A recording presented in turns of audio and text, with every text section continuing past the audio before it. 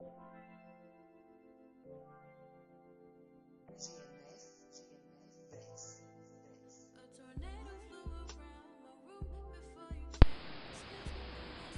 everybody, it's Michelle here from Kiss by Coco.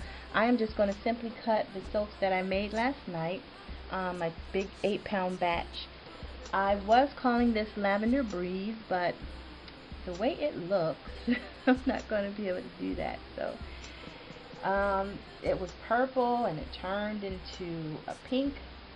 I put it in the oven to force the gel.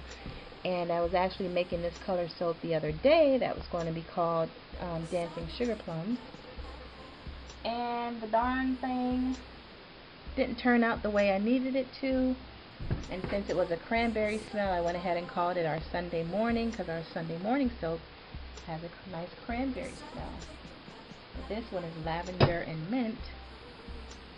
And it came out superb. Like really, really nice.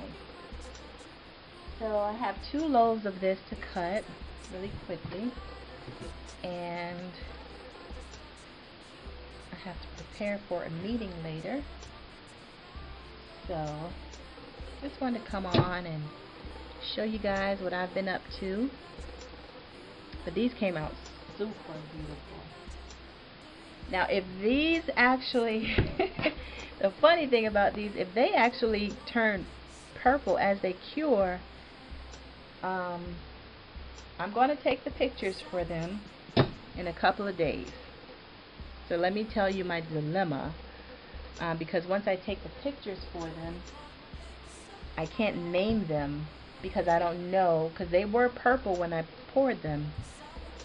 I can't name them and have people see them as, you know, one thing over the other. So hopefully as they cure, they will get darker. If not, we are going to call these Dancing Sugar Plums, which is a more Christmassy soap. But if they don't, if they do, we'll go ahead and call them Lavender Breeze. So be sure to let me know what you think, because these came out really, really nice. And they smell really good too. And these are partially vegan soap. I did add colorants to it, but they're, you know, there's no artificial colorant to it. Oh wait, I shouldn't call them vegan, because they're not.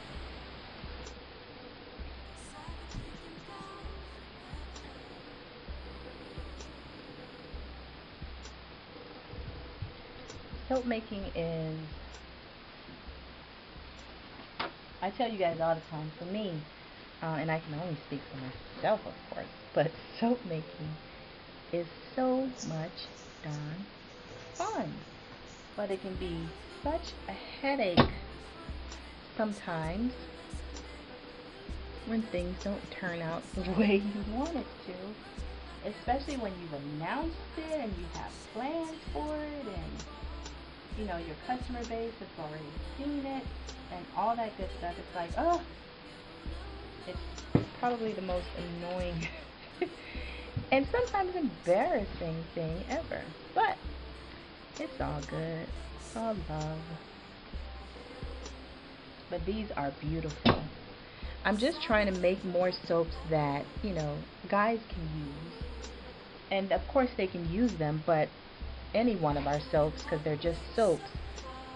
But what guy, you know, what big strong manly guy is going to want to use a soap that is darn pink? So I'm trying to steer away from the pink soaps, if you can understand where I'm coming from. And this is just a sample bar, but it's all good. You know, it's all beautiful soap, and it's also really good soap to use. Let me cut off a sample here.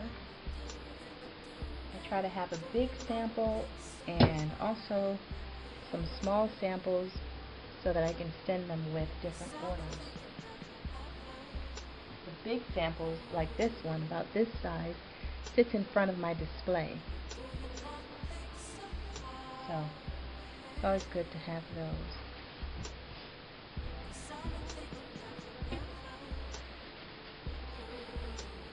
I can't wait until I'm able to move into a larger place so that I can have a larger soap studio. That's the next part of this adventure.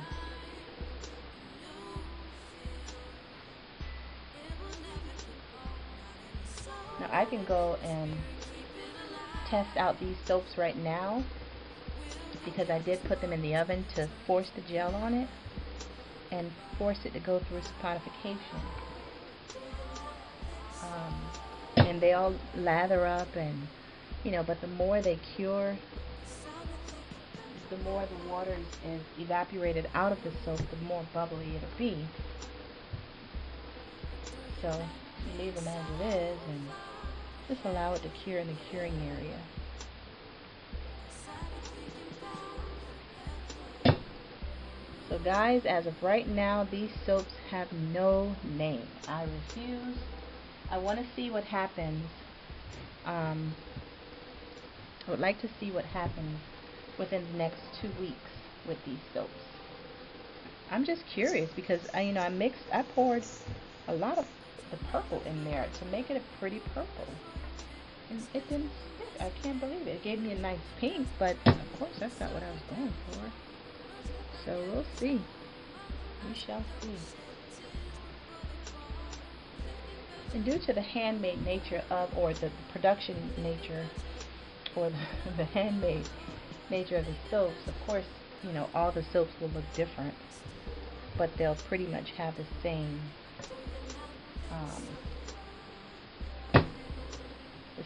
theme for the pattern.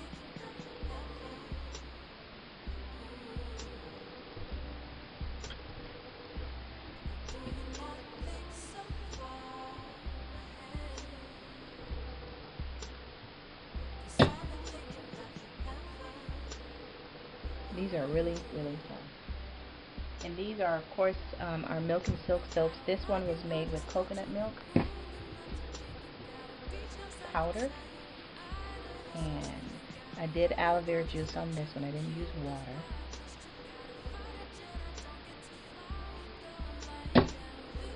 And of course it has all the nice butters and oils in them.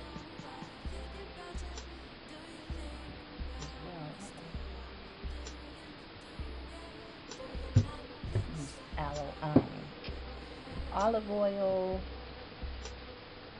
shea butter. I used a lot of shea butter in this one.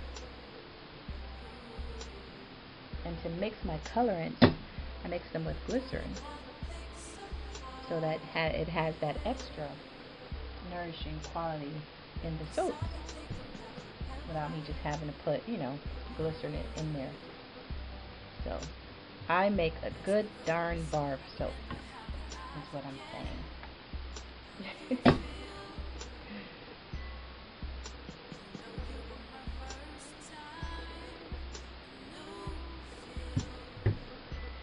Alright, the last few bars. Gonna cut.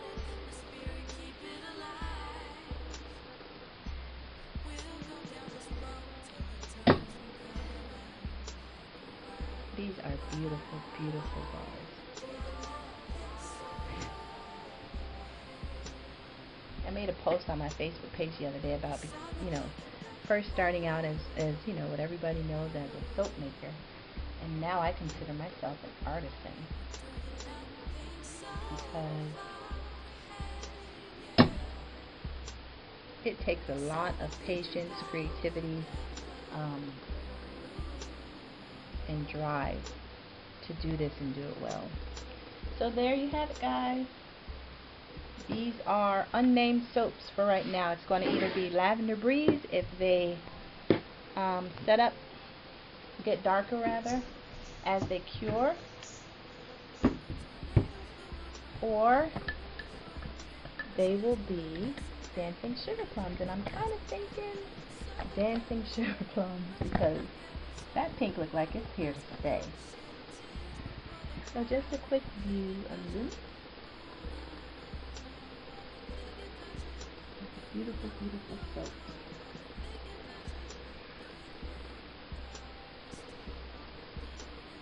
Okie dokie, guys. Again, thank you so much for watching as always, and I'll see you later. Bye.